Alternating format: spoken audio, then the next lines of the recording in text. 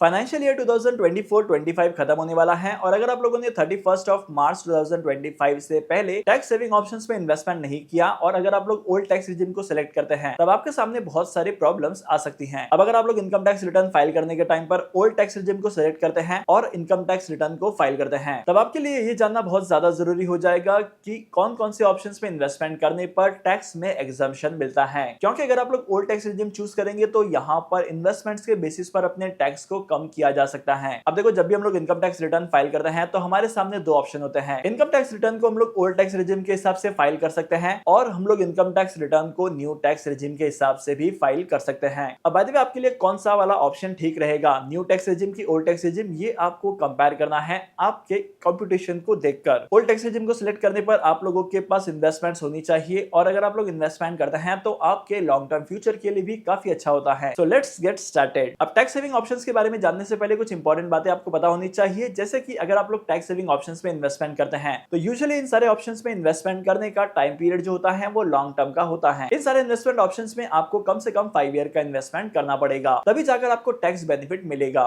Number 1 है ELSS। इसे हम लोग कहते हैं इक्विटी लिंक्ड सेविंग स्कीम। अब बेसिकली यहाँ पर इन्वेस्टमेंट करने का टाइम पीरियड होता है 5 इयर्स का, मतलब कि अगर आप लोग ELSS फंड में इन्वेस्टमेंट करते हैं तो आप लोग अपनी इन्वेस्टमेंट को 5 ईयर तक विड्रॉ नहीं कर पाएंगे। लेकिन अगर आप लोग लॉन्ग टर्म में इस इन्वेस्टमेंट ऑप्शन में इन्वेस्टमेंट करते हैं तो आपको अप्रोक्सीमेटली लॉन्ग टर्म में 15 to 18% के आसपास के रिटर्न मिलते हैं, क्योंकि ये वाला ऑप्शन इक्विटी से लिंक्ड होता है और इस वाले ऑप्शंस के रिटर्न डिपेंड करते हैं मार्केट की परफॉर्मेंस पर। मतलब कि मार्केट अगर पॉजिटिव में ग्रो कर रहा है तो आपको पॉजिटिव रिटर्न मिलेंगे, लेकिन अगर मार्केट नेगेटिव परफॉर्म करता है तो आपके रिटर्न्स भी नेगेटिव होने के काफी ज्यादा चांसेस हैं। लेकिन अगर आप लोग पास्ट रिकॉर्ड को देखेंगे तो ELSS फंड में इन्वेस्टर्स की वेल्थ का काफी अच्छा पोर्शन ग्रो हो जाता है। इसके बाद ऑप्शन नंबर 2 है NPS का। इसे हम लोग नेशनल पेंशन स्कीम कहते हैं और अगर आप लोग नेशनल पेंशन स्कीम में इन्वेस्टमेंट करते हैं तो आपको 15 इयर्स के लिए इन्वेस्टमेंट करना पड़ता है। अब 15 ईयर कंप्लीट होने के बाद आप अपने टेनर को 5 ईयर के मल्टीपल्स में इंक्रीज भी कर सकते हैं, लेकिन आपको 15 इयर्स तक इन्वेस्टमेंट करना पड़ेगा। NPS में इन्वेस्टमेंट करने की खास बात यह है कि अगर आप लोगों ने एक बार NPS का अकाउंट ओपन कर दिया तो वंस इन अ ईयर आपको कम से कम 1000 रुपए का कंट्रीब्यूशन करना पड़ेगा। अगर आप लोग 1000 रुपए का कंट्रीब्यूशन नहीं करेंगे तो आपका NPS का अकाउंट ब्लॉक हो जाएगा। अब रही बात मैक्सिमम इन्वेस्टमेंट्स की, तो 1 साल के टाइम पीरियड में, मतलब कि एक पर्टिकुलर फाइनेंशियल ईयर के टाइम पीरियड में यहाँ पर आप लोग 1,50,000 तक का इन्वेस्टमेंट कर सकते हैं। अब ओवरऑल लॉन्ग टर्म रिटर्न की बात की जाए तो इस वाले इन्वेस्टमेंट ऑप्शन में 8 to 17% के आसपास के रिटर्न मिलते हैं और अगर आप लोग रिटायरमेंट के लिए प्लान करते हैं तो ये वाला ऑप्शन बहुत ही बेटर होता है। ऑप्शन नंबर 3 है यूलिप, एक ऐसा इन्वेस्टमेंट ऑप्शन जहां पर आपको इंश्योरेंस और इन्वेस्टमेंट दोनों का बेनिफिट होता है। काफी सारे केसेस में इन्वेस्टर्स अवॉइड करते हैं क्योंकि यहाँ पर इन्वेस्टमेंट करना थोड़ा सा टफ होता है। काफी सारे केसेस में होता यह है कि अगर आप लोग इंश्योरेंस अलग से लेंगे और इन्वेस्टमेंट अलग से करेंगे तो आपको ज्यादा कॉस्ट इफेक्टिव पड़ेगा और यूलिप के कंपैरिजन में आपको बेटर रिटर्न मिलने के भी काफी ज्यादा चांसेस हैं। लेकिन अगर आप लोग यूलिप में इन्वेस्टमेंट करते हैं तो यहाँ पर भी आपको टैक्स में रिलीफ मिलता है। एक पर्टिकुलर अमाउंट तक का आप लोग एग्जम्पशन ले सकते हैं इनकम टैक्स रिटर्न फाइल करने के टाइम पर, लेकिन यूलिप में आपको कम से कम 5 इयर्स के लिए इन्वेस्टमेंट करना पड़ेगा और यहाँ पर एवरेज रिटर्न मिलते हैं 5 to 7%। इसके अलावा इनकम टैक्स रिटर्न में अगर आपको एग्जम्पशन लेना है तो आप लोग सुकन्या समृद्धि स्कीम में इन्वेस्टमेंट कर सकते हैं। अब यहाँ पर क्या होता है कि आपको अपने चाइल्ड के नाम पर एक अकाउंट ओपन करना पड़ेगा जहां पर आपके मिनिमम 500 रुपीज पर ईयर का इन्वेस्टमेंट होता है। अगर आप लोग 500 रुपए या उससे कम का इन्वेस्टमेंट करेंगे तो आपका अकाउंट ब्लॉक हो सकता है और उसके बाद आपको एडिशनल KYC करनी पड़ेगी अपने अकाउंट को अनब्लॉक करने के लिए। इस वाले अकाउंट में भी आप लोग 1,50,000 का इन्वेस्टमेंट कर सकते हैं। आसान भाषा में कहा जाए तो इस वाले इन्वेस्टमेंट ऑप्शन में पैसा उसी का हो जाता है,